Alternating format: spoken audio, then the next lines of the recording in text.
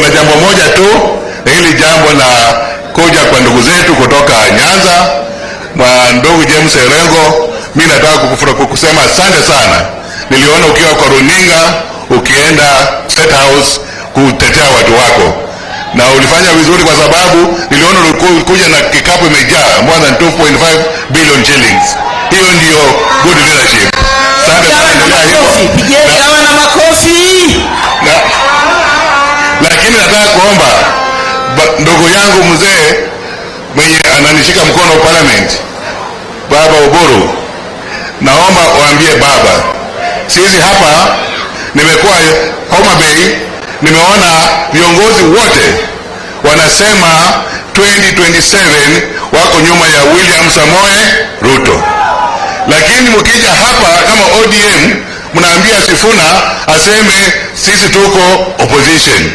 Sasa hawa watu wako wanapotoshwa, hawataki kuitisha president hapa alete maendeleo, kwa sababu wanafikiri watu wako opposition wakipotoshwa na Sifuna na Osotsi. Sasa Osotsi amekuwa vizuri, ameenda Kemburu, lakini sasa Sifuna tunaomba mfuta yeye ama ageuze mwenendo.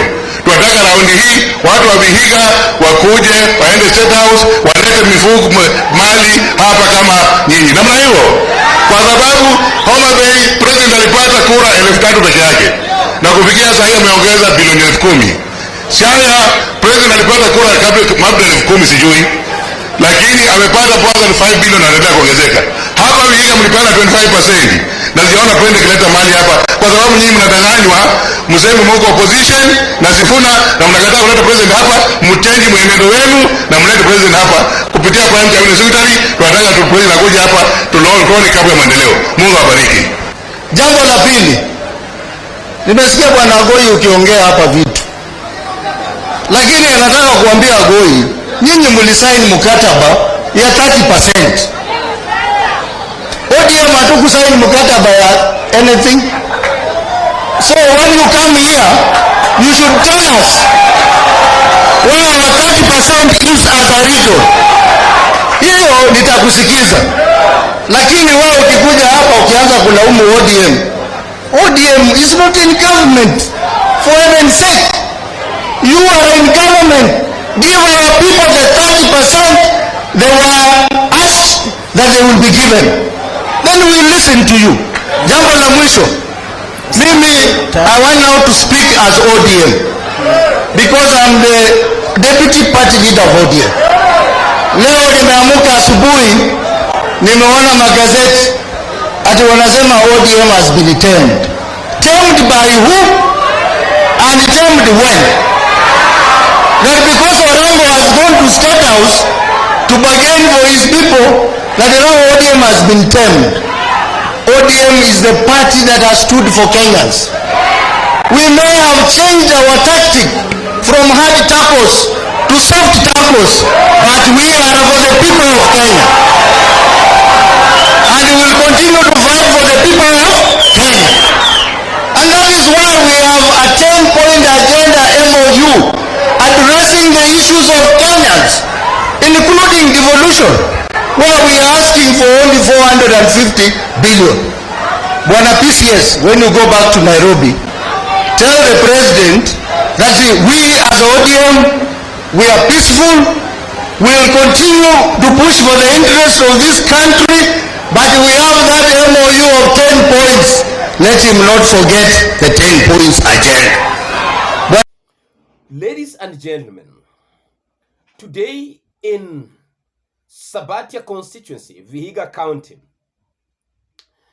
a high level of politics was played, hard and soft tackles, in the presence of Wycliffe Musalia Mudavadi, Prime Cabinet Secretary of the Republic of Kenya, at his home constituency. During that burial of Mzee Agri Luseno, politicians took it head-on, led by Godfrey Osotsi and former Sabatia Member of Parliament, Honorable Agoi. They went head-to-head. When Agoi rose to the podium to question at the sincerity of the ODM concerning the development of Vihiga and the Mulembe.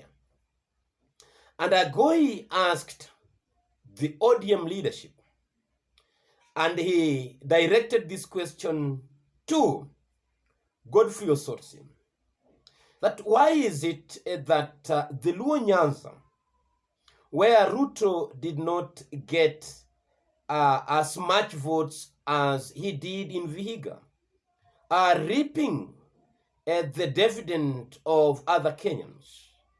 But yet, in Vihiga, ODM, led by Osotsi and Sifuna, are telling the Mulembe that ODM is not in the government.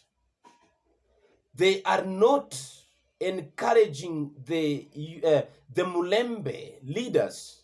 Like, for example, Vihiga, where the governor is an ODM member, to go to State House as indeed the other leaders from Nyanza have gone. But the most recent visit by the Siaya governor, James Agri Bob Orengo, where they left bucket full of goodies worth 5-point-something billion of shillings. So this is something that Ruto and Raila, including Mudavadi and Musalia, must look very keenly. You know, before Orengo went to State House together with Siaya leaders, Ruto had initially held a meeting with leaders from Western Kenya. And one of the core issues during the discussion was all about the sugarcane farming, which has been the backbone of Western Kenya economically.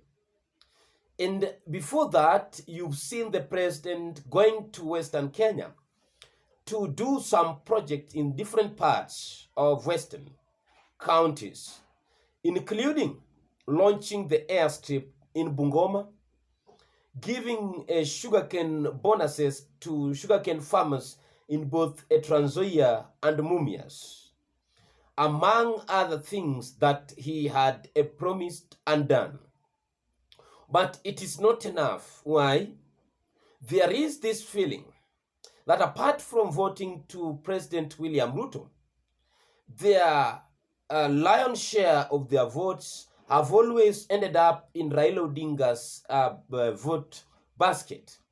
But up to this moment, ever since ODM joined this broad-based government, they have not seen any push or any meeting into the State House facilitated by ODM in whatever way.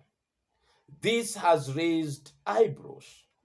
Remember, the first time when these questions rose about the ODM's intention with Western was when William Ruto offered some CS slots to Raila Odinga.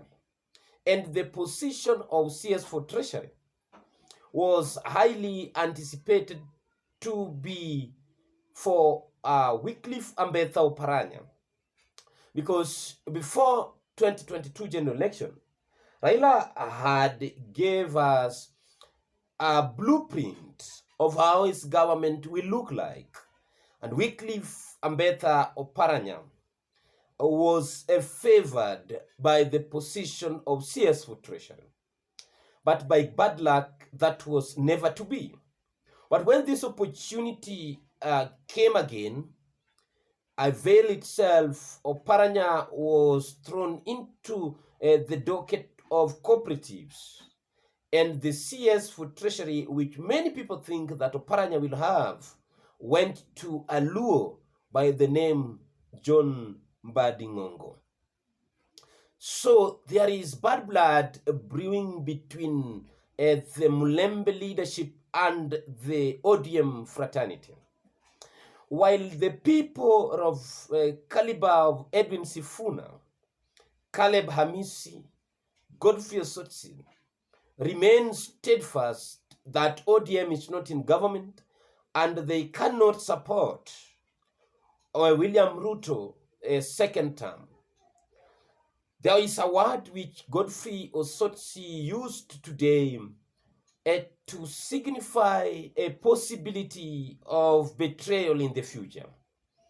That ODM has never stopped advocating for the rights of the citizens. What they've done is that they've changed the tactics from hard tackle to soft tackle. So soft tackled is to lie low and to work with the government of the day. But what does it mean? Does it mean that in future ODM will betray William Ruto? Or does it mean that after Ruto exit the stage, there is a possibility of an ODM candidate being supported to presidency? So it is a question which can only be answered with time. Time can be the judge, and time will give us the appropriate interpretation of Osotsi's sentiment today in Vihiga, since his words are promise. As a deputy party leader, we cannot just take his words by the way. We must take it with some weight. And also, William Ruto must be internally vigilant, because ODM has constantly said that they are not into the government. They are just in a form of cooperation in the name of MOU of 10-point agenda. And once they have done with the 10-point agenda, then they will sit on the table to discuss the way forward. And on the way forward, that is when we will know whether ODM is going to support Ruto or ODM is going to go on its own. But from the look of things, the politics of Kenya is taking shape, and the map of Kenya politically is being drawn.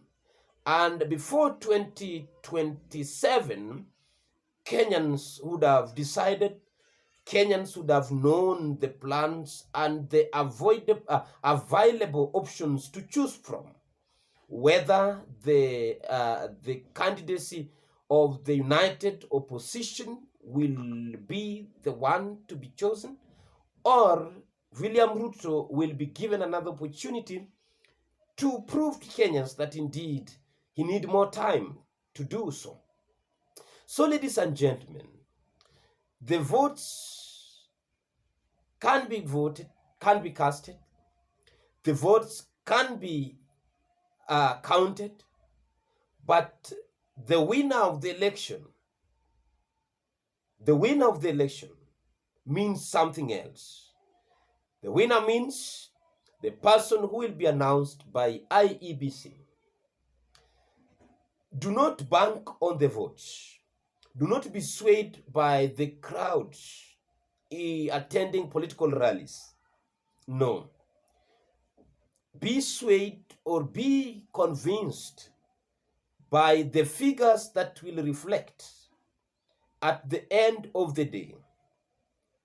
But what I know is that Kenyan votes ends at the polling station.